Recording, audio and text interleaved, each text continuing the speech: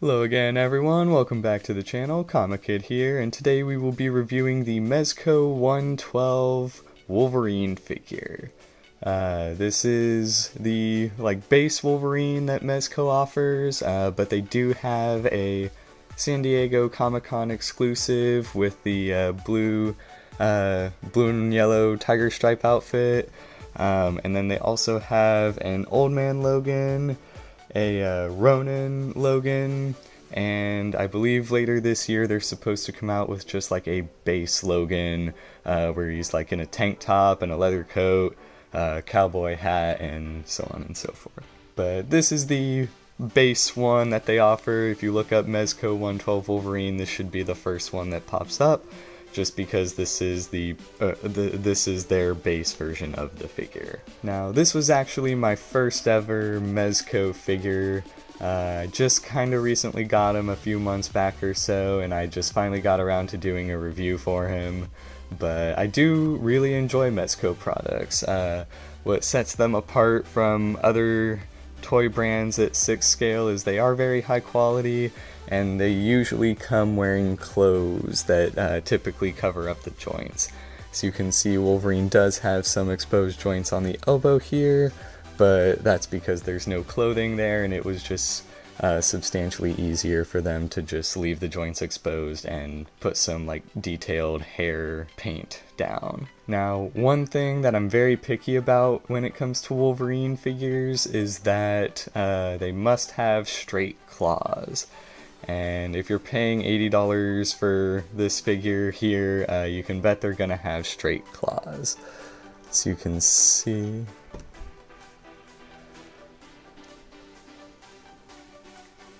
Very even there. They have a nice shine to them. They all come out to the same length. Same on that end there. Yes, straight claws, everybody.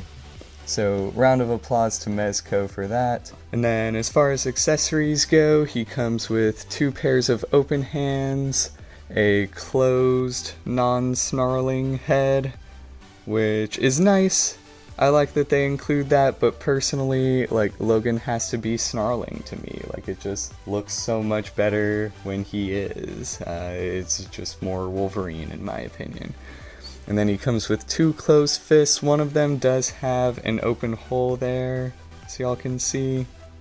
And that's to accommodate for this sword. I forget the name of this sword in the comics, but it is the only thing that can actually cut Wolverine, and I know it was a gift to him back during the Ronin days, so it is nice that they gave us something like that as well. Now, as far as posability goes, we'll pop him off here again. He has double jointed elbows there, which is nice. He does have a ball joint wrist. That can get kind of difficult to maneuver, but it's not too hard, and it's actually got some pretty good range there. We'll flip him around. That's some pretty good range, in my opinion. Now, one thing you do have to be careful about is if you're going to pose him, the fabric can pretty easily crease. Now, since he's Wolverine, I like to have him in a squatting position, and as you can see a couple weeks there, it's kind of creased the boy shorts there.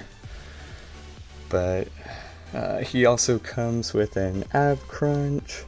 It's kind of limited, but you can get it. His head has some pretty good down range and some pretty good up range, actually. You could easily have him look up at a basically 90-degree angle, and yeah. His shoulders have much more limited movement. I don't think there's a butterfly joint in there, but that's mostly because of these shoulder pads here. These are removable. They can pop off. If you do accidentally do it, they pop back on pretty easily, so don't worry too much about that. But I mean, he does have good shoulder motion. The shoulder pads don't really inhibit much movement as far as the actual joint goes. Oh, there it goes, see. And boom, right back on. But they do kind of slide up if need be and back down just to kind of give you a little extra wiggle room there.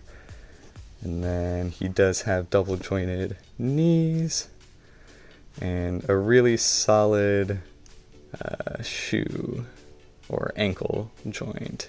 Again, it's a ball, but it just works really well. It's not the most posable thing, like you're not going to get his foot all the way back there, but it's, for a ball joint, it's pretty good there.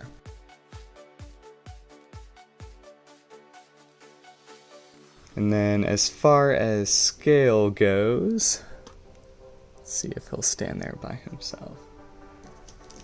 Again, we have the Diamond Select Wolverine and the Marvel Legends Wolverine. So we'll bump him off that stand just to give you a more accurate representation. So he is again a little closer to Legends. This one is definitely hunched over a little more. Let me straighten him out a bit.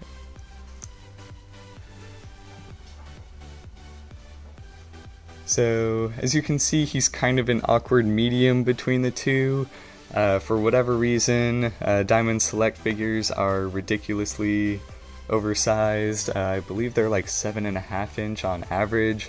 And Logan is a shorter character. If you compare the Diamond figures of Logan to anyone else, he's gonna be a little bit shorter than everyone. Same with the Mezco and even the Legends. So the Mezco one is a little bit like awkward in scale in comparison to some others, but that's usually like Mezco, unfortunately. So it will scale well with Legends or other stuff. You're just gonna kind of have to see what works best, I guess. And that's everything we have for today. Thank you guys for watching. Feel free to click share or like and subscribe, and I will see you guys again next week.